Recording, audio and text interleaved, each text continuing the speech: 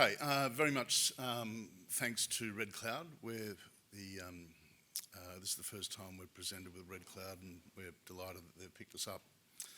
A little bit of background. A few of you might remember a company we developed some time ago, last silver cycle, a company called Bonlisi Gold. Its North American listing was Palmarejo Gold and Silver, and that was a startup company that eventually got taken out by Kerr for $1.3 billion US dollars, so that was a good success for us. Silver Mines Limited is a different beast. It's not in Mexico or in Australia. The commodity is particularly unusual for Australia. Australia's big in other commodities, of course, but silver is generally a byproduct and of lead, zinc mining, gold mining, and so forth. So it's very unusual to have a pure silver play in Australia. It's not common.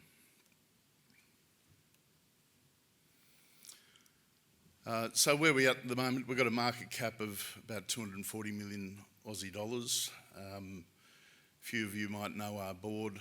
Joe Battersall is in the room. He's taking over as Managing Director early next year, so that's great news, recent news for the company.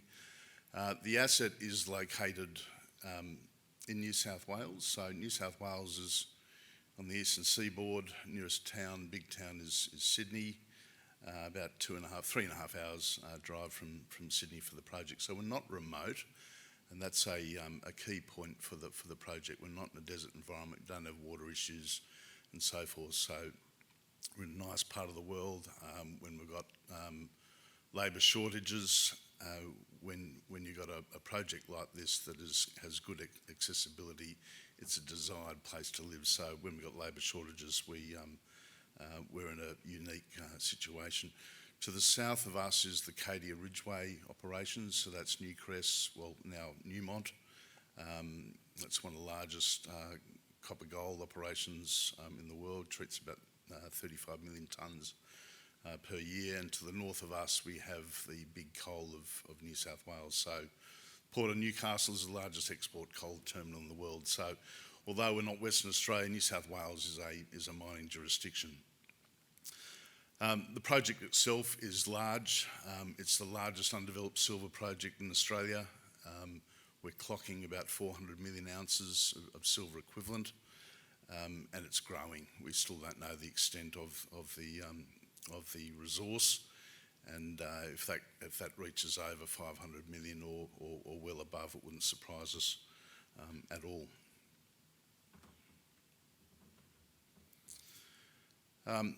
I guess the most important thing for the project going forward is that we've received project approvals, and that's easier said than done. We're in a Tier 1 jurisdiction, and to reach approvals is a process.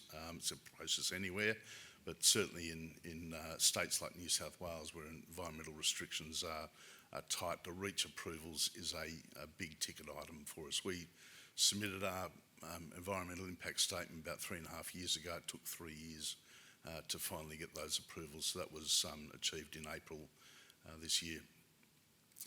We should be in development next year, so we've got an optimisation program happening at the moment for our feasibility, and we expect to make a decision to develop in the midway through next year. We'll kick off at a rate of 6 million ounces a year. That's silver. We produce a bit of zinc and lead as well. So about 70% of the revenues are from silver. Indeed, the first 5 years or so, about 80% of the revenues are from silver. Timeline to get to where we were. When we took over the project, the asset had been drilled to about 100 to 150 metres. When we came along, we wanted to understand why this beast was there. It was poorly understood at depth, and when we got involved, we wanted to drill it out and get to a resource and reserve, but looking further at depth was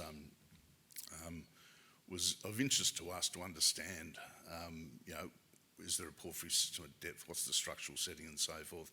And lo and behold, I'll show you some slides a bit later, but the ballooning of the resource as we get deeper is particularly interesting. As I say, it's very much open. Getting through initial feasibility 2018, That scrolled into the environmental work, and as I say, we reached approvals in April this year. The ore reserve will change, so as you see in the slide there, we've got 30 million tonnes. That's about 15% of the resource base, so that will expand. We expect to get that up through the optimisation project, and I'll speak to that in a moment. Land position is significant. We've got 2,000 odd square kilometres fully licensed, 100% owned by us. The centre of our universe is the Bowden Silver Project. To the north of us, we've got various other prospects. Those yellow dots on the northern western side there are old gold mines, and the last of those to close was at the outset of World War I. So this is a jurisdiction, you think that places like this are properly combed over, but there's virtually no exploration that's been done dating back, and obviously we've been concentrating, previous owners have been concentrating on the Bowden Silver Project, but the exploration potential is significant. These prospect areas that we've targeted, I'll touch on those very quickly in a moment. So this is zooming into the resource area. The yellow outline is the ore reserve, 30 million tonnes. That's going to expand. Since the reserve statement was put out in 2018, we've completed about 50,000 metres of drilling. So the optimisation program is redesigning that pit as we speak. So that 30 million tonnes is in the blue there, so that's in the open cut. We've got the very fortunate position of outcropping mineralisation. The initial years are on a topographic high, so strip is low. Life of mine strip is 1.6 to 1. Indeed, the initial years is below 1 in strip, so prolific years in the first years. As I mentioned, when we came along, the drilling was done basically down to the bottom of that blue area. We infilled and got the resource up, mostly to measured indicated. The deeper drilling obviously sees the continuation of the system at depth. You see there's two structures on the northern side or the left-hand side of the screen there, the RG in the northwest zone.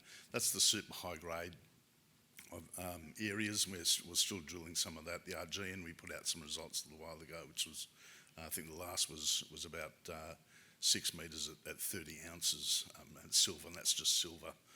So these things continue at depth, and we expect that we'll have an underground operation in the future.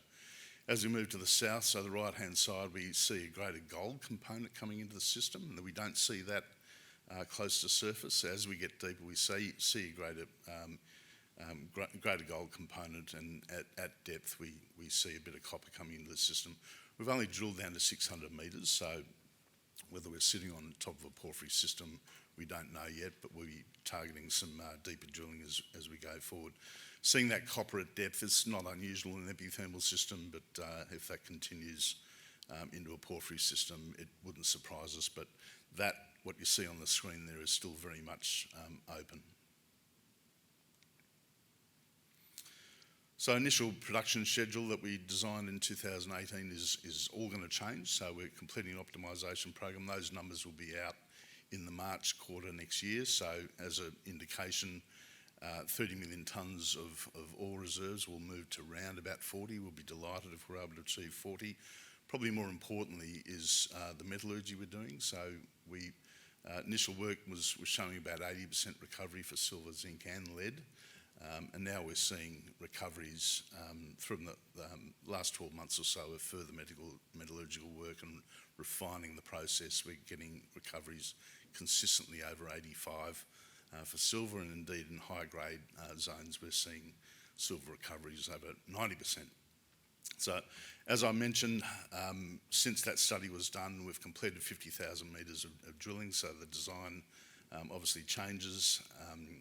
Life of mine strip moving from 1.6, probably around about 1.2, 1.3 to 1. So it's great to have an outcropping ore body on a topographic high where there's very little waste, and that's prolific in the first few years of the development. So we've got a lot of news to come out on the mine design and the optimisation work as I say, in the March quarter, and we expect to be in a position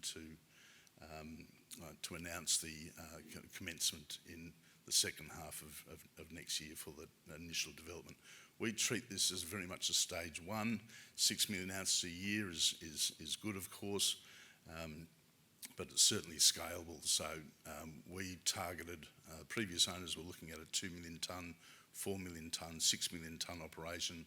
We have focused on a 2 million tonne operation, but we expect that it may well get up to 3-4 million tonnes as we move forward. There's likely to be an underground operation at some point in the future as we see further drilling at depth. So it's very much a stage one.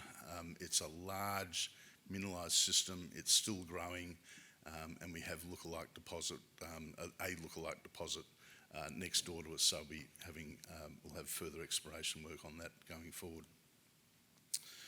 I won't dwell on this. A lot of you will know about the silver market. I just wanted to focus on one point here, and this is a recent study done by one of the premier universities in New South Wales, University, their renewable energy and engineering at University of New South Wales in Sydney.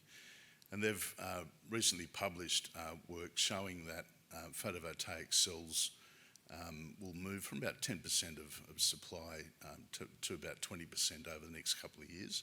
So that's just for photovoltaics, so for solar power. But more interestingly is the growth projection for solar power going forward. They're seeing that over 85% of the global silver reserves will be consumed by solar power alone by 2050. So incredible numbers coming out, not properly understood in the market. We're not seeing it, a lot of this work in North America just yet. But these reasons why our state treats silver as a critical mineral. So that's something that's very topical locally. We're big in coal locally. That pairs back over the coming decades. So the state is very much looking forward to develop its critical mineral strategy. What does that mean? We're talking in negotiation with government at the moment on items like a solar power plant. Well, they'll contribute a big part of the construction of that solar power plant through grant funding. So that's free money, which is rare in our business. Just a little bit on exploration. I showed you this slide before. We're still drilling on the main ore body. It's very much open at depth. But as we move forward into next year, we'll be hopefully having land access to the south of us at an area called Coomba, which is outcropping silver mineralisation. We're getting zones down there, 30, 40, 50 metres silver mineralisation, ore grade, right from surface. We haven't had land access on this project, and we're shortly hopefully going to get land access. So that's a big high priority for us, and we'll have a couple of rigs sitting on that. We've got 2 rigs on site at the moment at Bowden's Central, but as we move forward next year, we'd like to increase. Last year we had 4, in fact we had 5 rigs at one stage. We'd like to get back to that level of exploration, but as you can appreciate, the exploration potential here is particularly significant, and it makes sense for us to continue on with that strategy. It's a big part of our DNA. To the north of us, the Barraballar project is a outcropping porphyry system, gold copper on surface.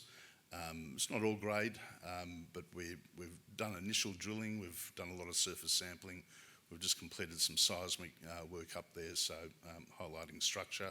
But that's a project that could be potentially significant, given we're in the neighbourhood of large copper gold porphyries, as I mentioned before.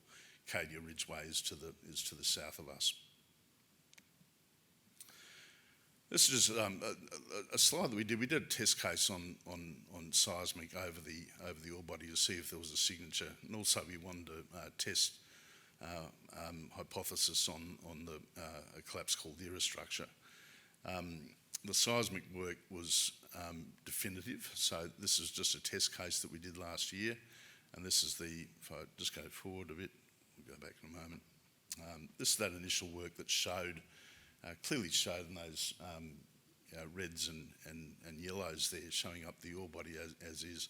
But as we move further to the north and to the east, We're under a little bit of sandstone cover, so we don't have outcrop there, so we're looking underneath that. And we see similar colours in there. We're not saying there's new discoveries here just yet, but most importantly is we're seeing the structure at depth. So as I mentioned before, underneath the Bowden Silver deposit, we've drilled down to 600 metres, but this is showing continuation of the structure at depth, so that gives definitive targets as we move forward. Because of the success of this program, we've just rolled out another 100 kilometres of seismic work, and if we can get back, and this is showing hypothesis on the potential collapse caldera structure in the region. Bowden Silver sitting on the south of it. So we've, as I say, completed 100 kilometres of seismic, and we'll be announcing the results of that in the coming months. But that initial work clearly showed structure, and that's what we're after. And that's going to dictate the exploration projects in the immediate vicinity of Bowden's going forward. Just very quickly, this is another project to the south of our state. McPhillamys Gold Project recently got approved, so this is the largest undeveloped gold project in Australia. It's owned by Regis Resources, and we've taken a strategic position immediately to the south, so we've got a large land position there. Still very much underexplored. We've got lots of old workings dating back pre-World War One. And a lot of work has been done to the north of the area, particularly around McPhillamys, to further north of there, but to the south, the structure exists, and having that strategic position is something that we're interested in. That may get spun out over time, but the land position is certainly significant. McPhillamys will be in development next year, and that's it's about produce about 250 or 300,000 ounces of gold per year, expandable. And we'll leave it at that. Thank you very much.